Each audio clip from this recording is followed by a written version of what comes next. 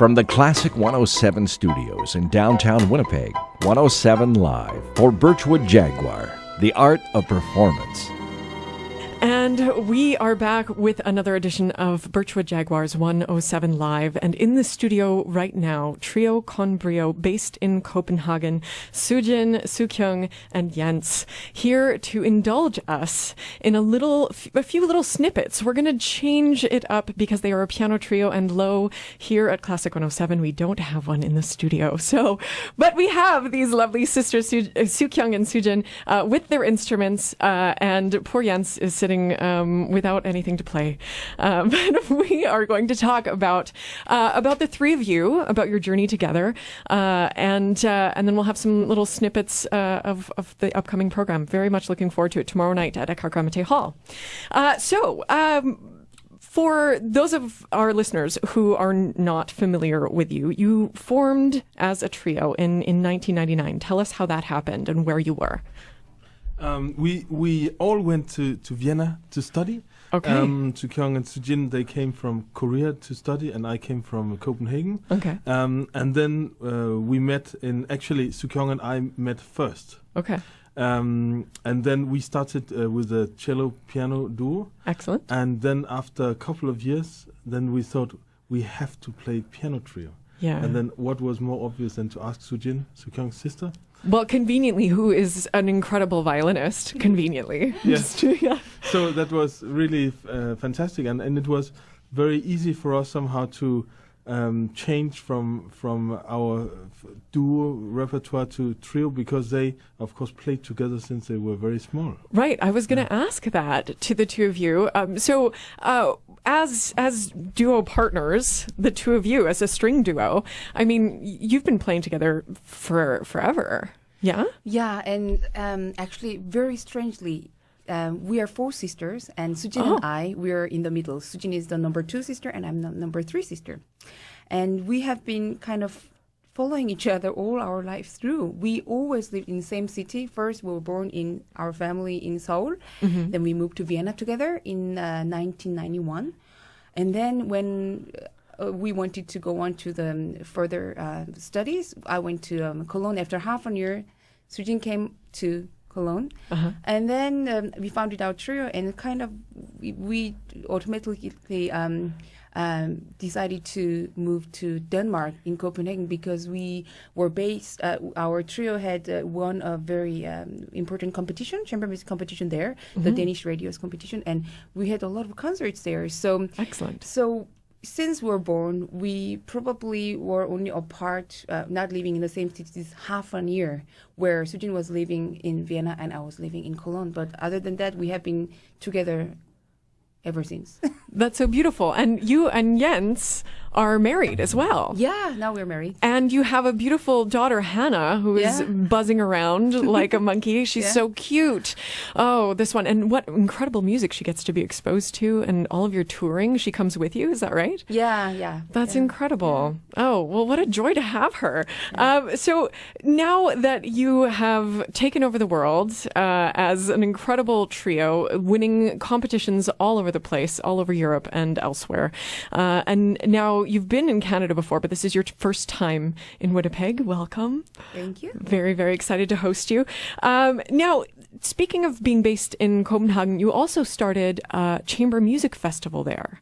Mm-hmm. Tell us a little bit about why that was important to do for you.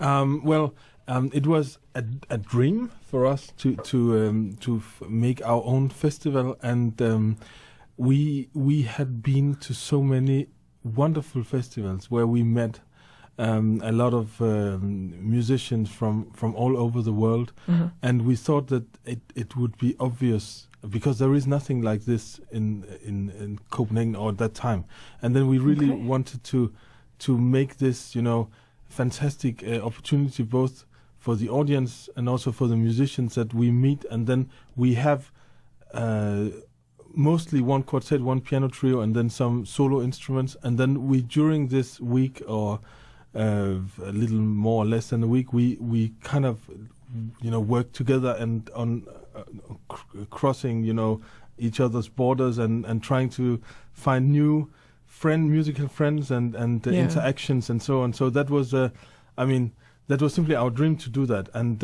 in Copenhagen, there are also so many great venues to do chamber music. I mean, some new concert halls and some historic. There is a round tower that was built by Christian IV. Oh, wow. And this is it's a unique building where we have concerts. It doesn't seat so many people, but the audience and also musicians love it because it's an incredibly special setting. So in that way, it's a festival that covers the whole city also with all these major places you can play. So it's a very dynamic thing that we have going on. That's brilliant. We're having this thing this weekend. I know you guys are playing, but we're having a Jane's Walk. This is very reminiscent of that.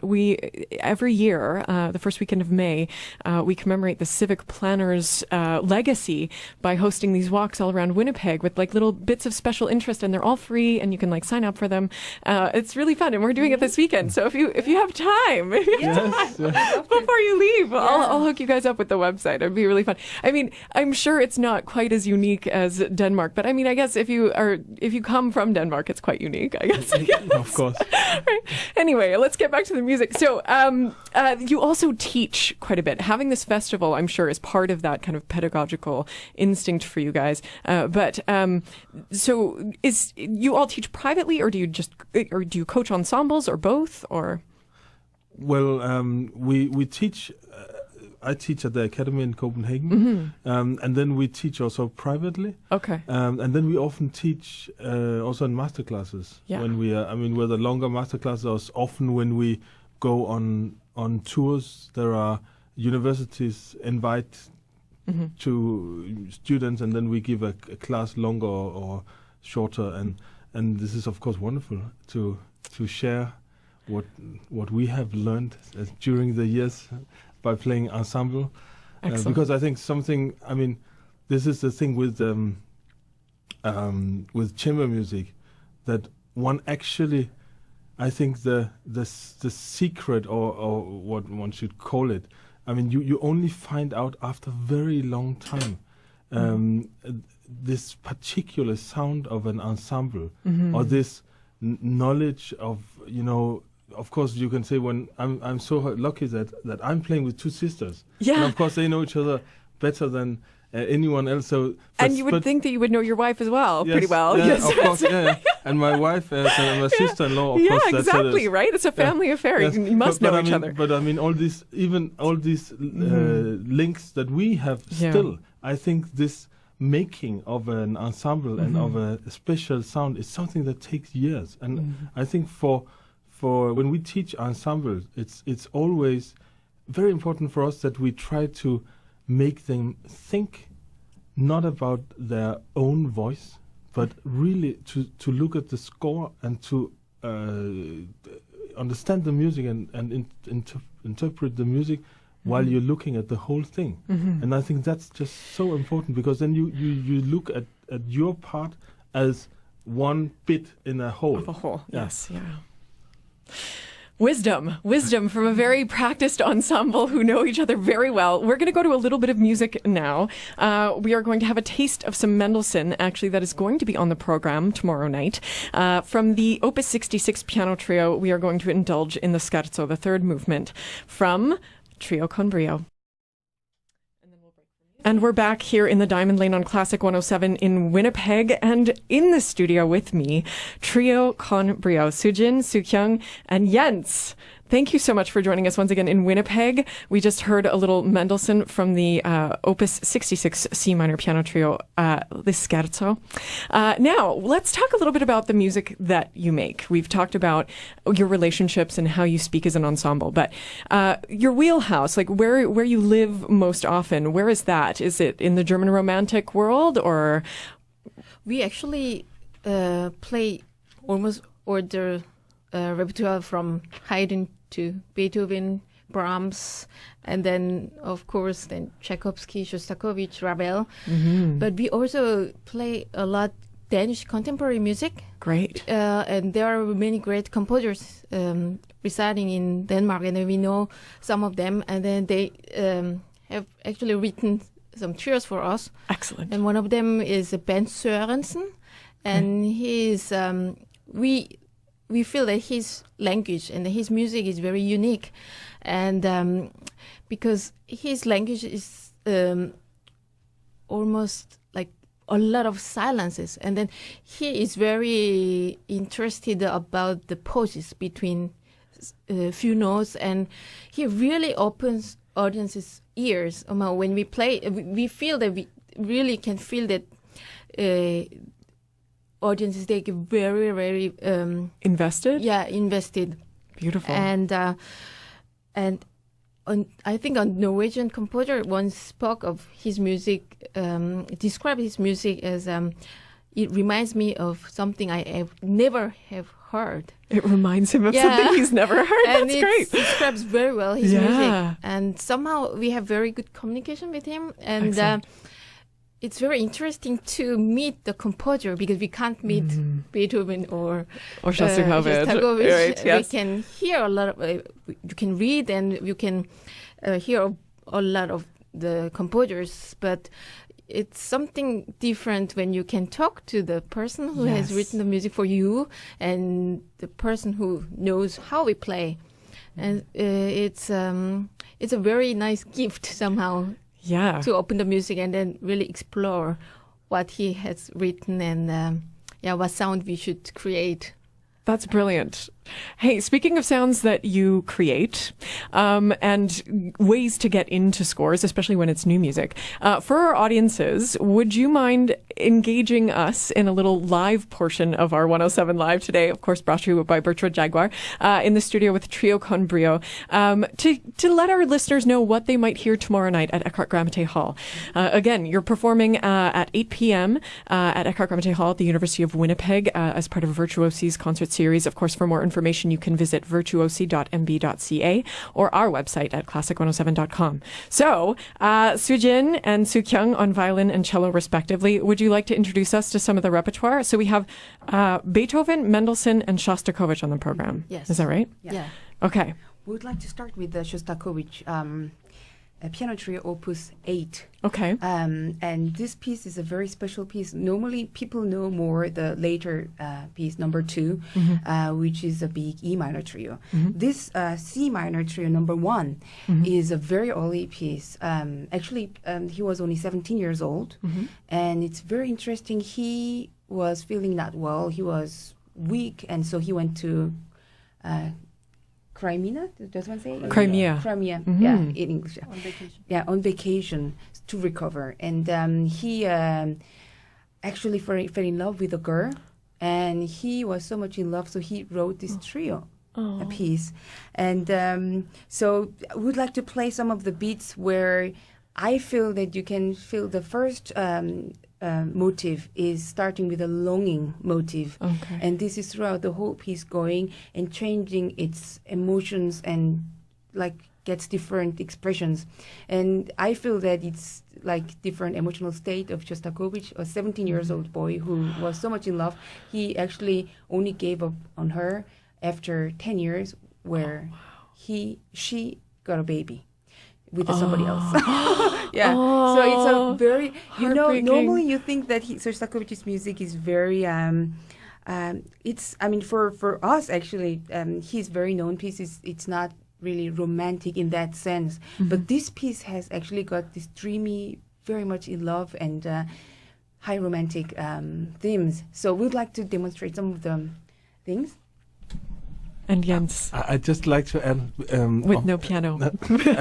Yes, I don't only want to add that there is no piano, but I think it's very important also in this piece with Shostakovich.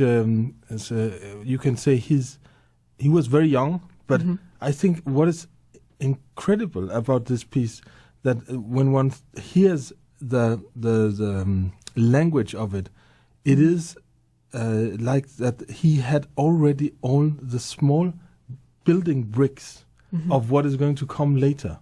You hear this the sarcasm in the music, and you hear the very particular harmonic language also that's going to come later, and also the some very harsh sounds.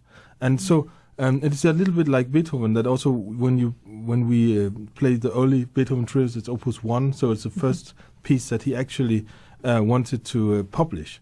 Then there you can also find all the core ideas in this music, and because it's not with all composers that it's like that. Some they develop very slowly, but with this you can really feel it. So I think that's a fantastic.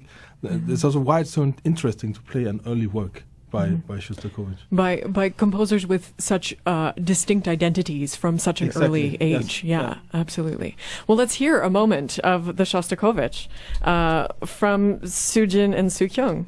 And you'll probably sometimes hear some notes which are not supposed to be in string parts, but we're trying to fill in it with some harmony. So Okay, live on Virtuosi Jaguar 107 Live.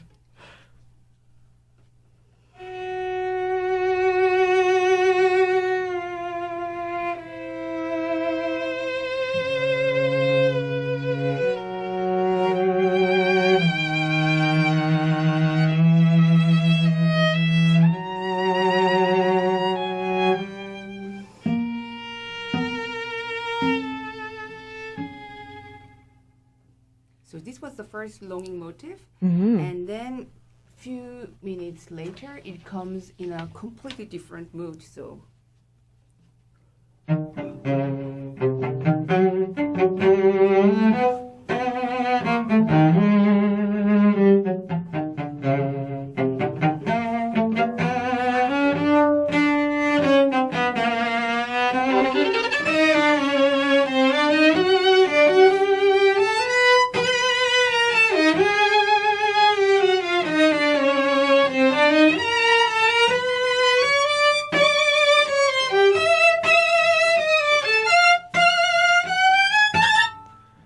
Oh my gosh. I know, I just want them. That was some excellent improvising. That was amazing. Filling in the piano bits, well, at least some of the moments. you have to imagine the piano chords.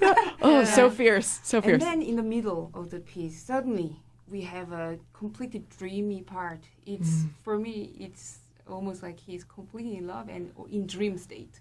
Awesome. So I'll try the second theme.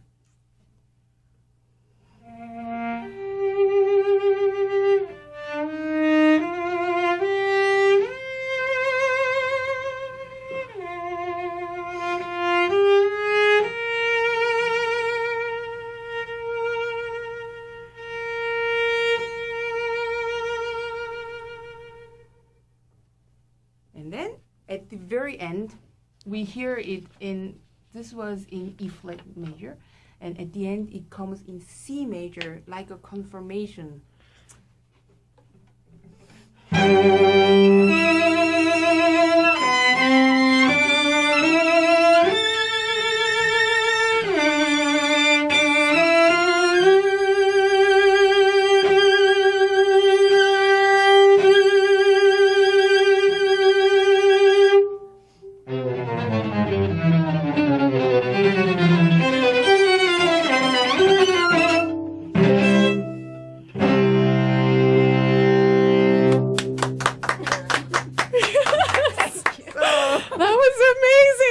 Oh my gosh. Okay, trio con brio.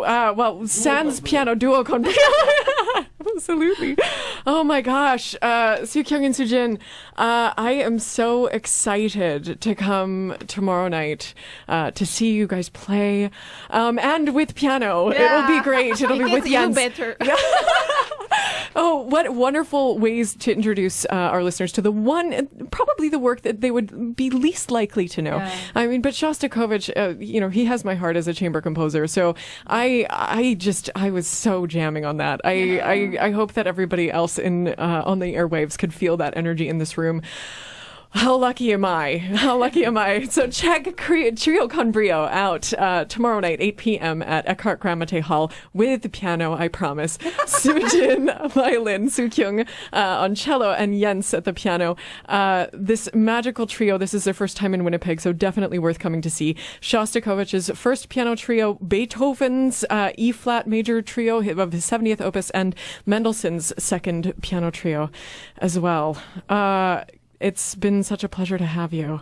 Another edition of Birchwood Jaguars 107 Live, and we'll wrap up with a little bit more music from you in just a moment.